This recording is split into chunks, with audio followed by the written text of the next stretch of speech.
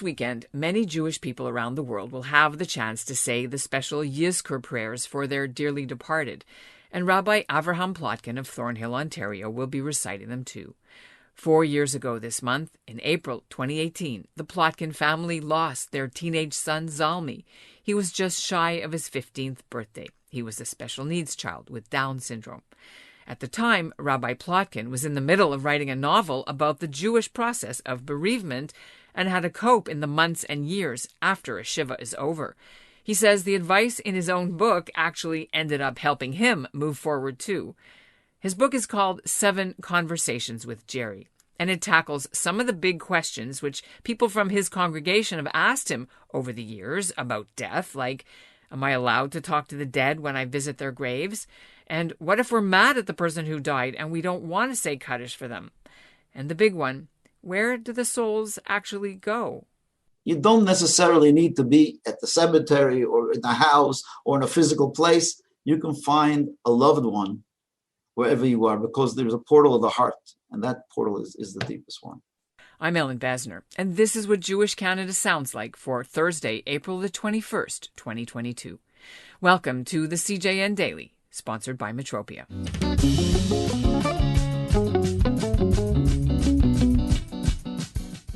Losing a loved one was hard enough before the pandemic started.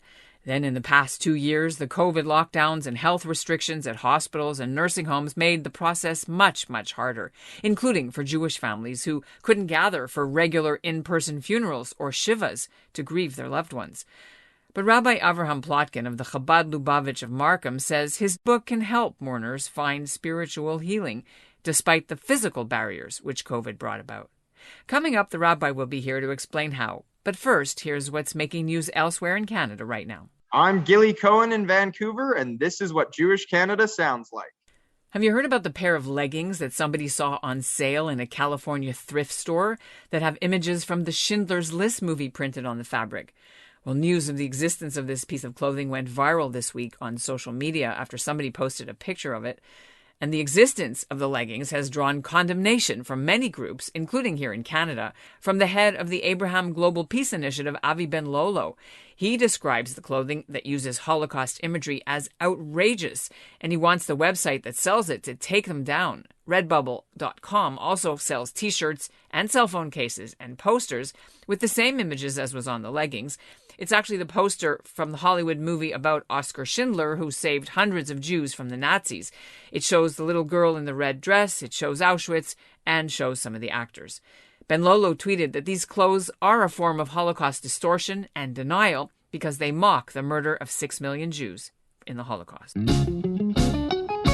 And Rabbi Plotkin joins me now from Thornhill. Speaking personally here, not as the hard-headed journalist, I found this book so meaningful because I lost my father a few years ago, and I saw myself in that whole book and the journey, and it helped me a lot when I was reading it. So thank you very, very much. Yeah, I'm so honored to be able to have helped you out a little bit in your journey. And it's been actually, this book came out at a very, very ironically in a very important time in the history of the world, where many people are going through these life and death challenges. Let's speak about that. I wanted to ask you about how COVID had, one rabbi said, robbed Jewish people of the mourning rituals and the comfort and their spiritual journey that they usually go on in grieving, and before that even in the hospital or when the person is sick with social distancing. How did you experience that with your congregation and people who were reaching out to you? I think that Judaism has two parts to the mourning or the bereavement experience. One is the physical side, which is, to be near a person that dies and to hold their hand and to be with them and to be there for the burial and to hear the thud of the earth. And that's the real physical connection that you make to someone that you lose a loved one, which is very important in Judaism, as we see, and to sit shiva. But I believe that there is another equally important side to it, and that is the spiritual side. And that we believe that a person is not just a body, but mostly a soul. And so to reconnect with the soul, and that's a lot what my book speaks about. And that part, I believe that it makes, there are no physical restrictions. COVID doesn't doesn't keep that connection away. You could be the other side of the world. Souls work in a different reality.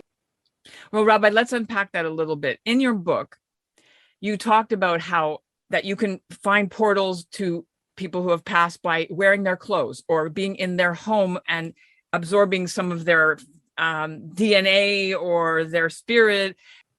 How does that work if they can't actually go to the parents' house, or they live far away, or they're on Zoom?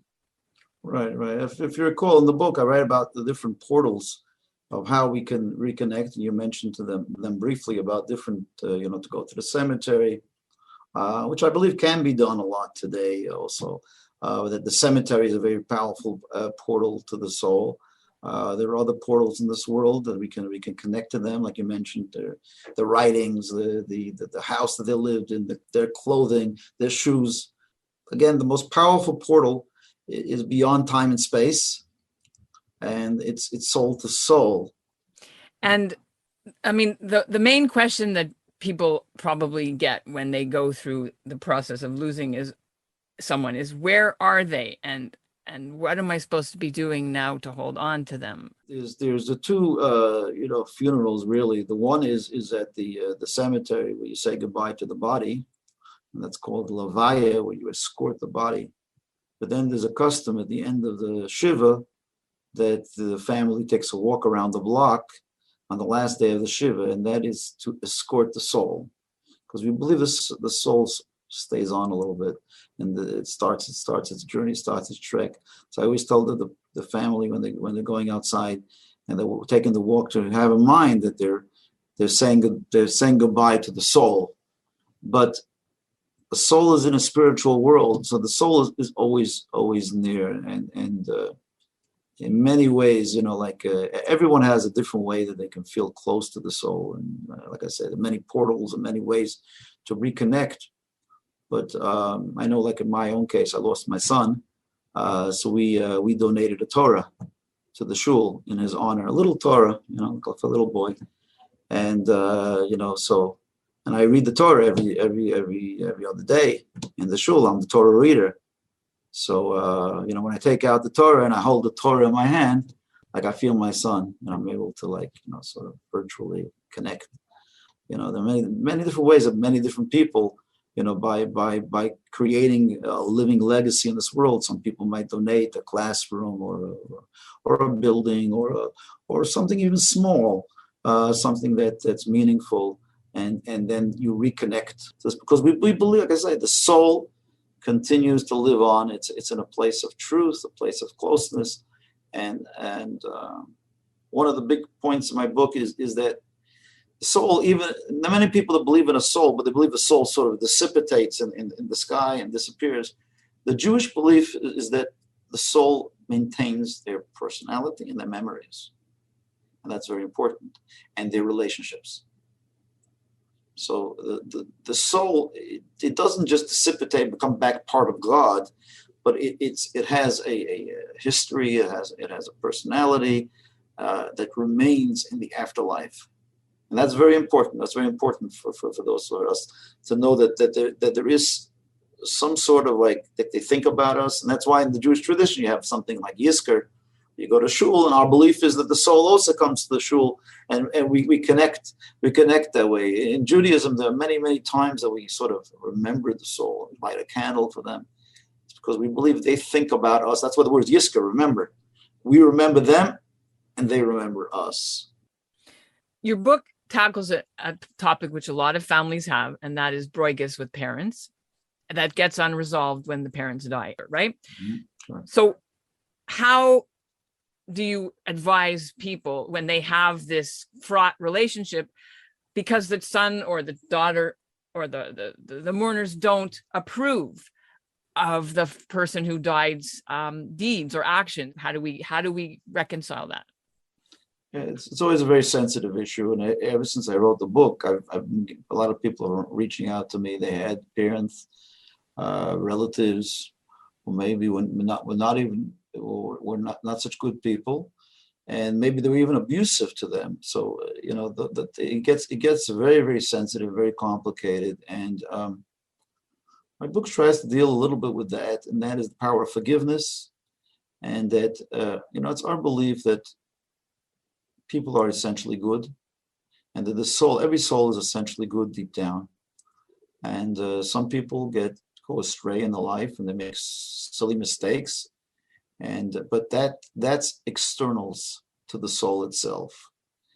And we believe that when the soul goes up to the world of truth, the soul regrets terribly what it has done in this world, perhaps, and it goes through, like I said, it's a process of being taught by God again what is the right thing, and so we believe that the soul eventually has true remorse for anybody they may have hurt in this lifetime, and we also believe that the living need to forgive too, because you can't go around. It's unhealthy to carry baggage your whole life.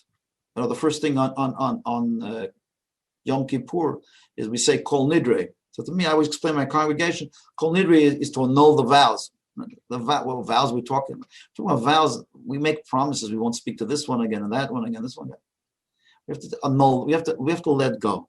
It's very, very important. It's hard, but it's very important that people should not walk around with like you said, the broiduses forever, ever, and ever, even if it's for a good reason, for our whole life. So that's what it is. And I encourage a lot of times my congregants actually to go to the cemetery, to a loved one that maybe they weren't enough, to try to make up. And I speak a lot about in the book about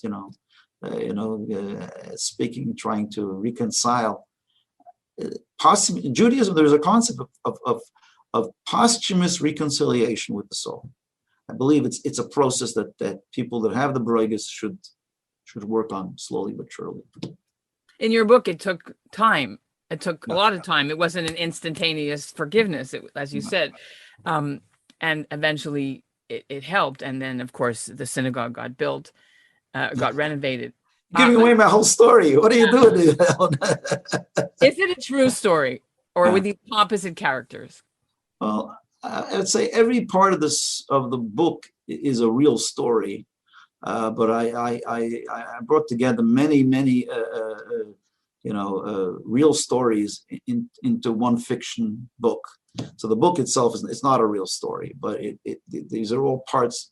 These are all people that I have encountered, and I brought them into just a few characters in the book. So, your book talks a bit about the struggle that the soul of the departed has as it goes up to heaven. Why do they struggle? Why do you think somebody who was a good person has to go through this struggle that's painful for them? And what can we do to help them? every soul has a unique journey. Like, whether it's you could be a big doctor, or you could be a simple Down syndrome child. We come down to this world with a mission, but in the course of life, we all make mistakes. Even the best person makes a mistake. We all get involved in things which are imperfect. It is an imperfect world. Our job is to make the world a little better. So even if you say someone is pious, someone's great, someone's perfect, the soul needs to be returned back to its state of its conscious state of closeness to God. And so it goes through a state of what I would call cleansing. Not people call it hell. But I don't like that, because hell conjures kinds of Christian ideas of like people with horns and in a big cholent pot, turning you over till you're a crisp. It's not that. It's in that first year, and that's the Jewish tradition. The first year is a period of cleansing, of correction, of returning back to its pristine state. So which everyone can help the soul. Anyone that's been helped by that soul can help the soul in its journey. But most important, children or people that are closest have the ability to give dividends and residual benefit to the soul of the departed. So, and how do they do that? But just by saying Kaddish, or are there other ways? No. Kaddish is I think is overplayed a little bit. Kaddish is very important. But that's not the only thing. It's by being a good person, by following in those good qualities that the parent had, by dedicating oneself to their community, to their Yiddishkeit, to their family, by doing mitzvahs, especially those mitzvahs that were cherished by a parent, and then you're creating a snowball effect of those good deeds that the parent started, and that comes back to the parent. That helps them out in their journey. In the Kabbalah, it speaks about that every good deed that we do, it creates positive energy, positive angels, and so those angels sort of escort us as we go up to heaven. But the good deeds of children, they too create positive energy that's a benefit for the soul in the heavens.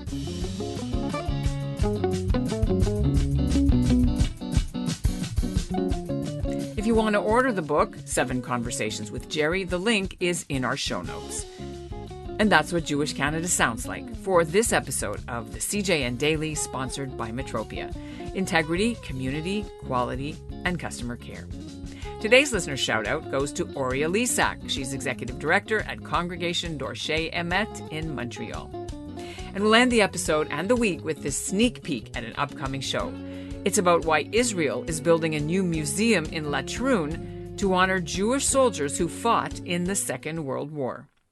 More than 35,000 Jewish people from Eretz Israel, from Palestine, joined the war and fought over the seas.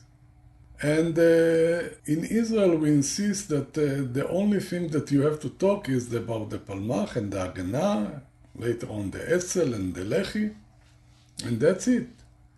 Who's talking about those who joined to fight with the British?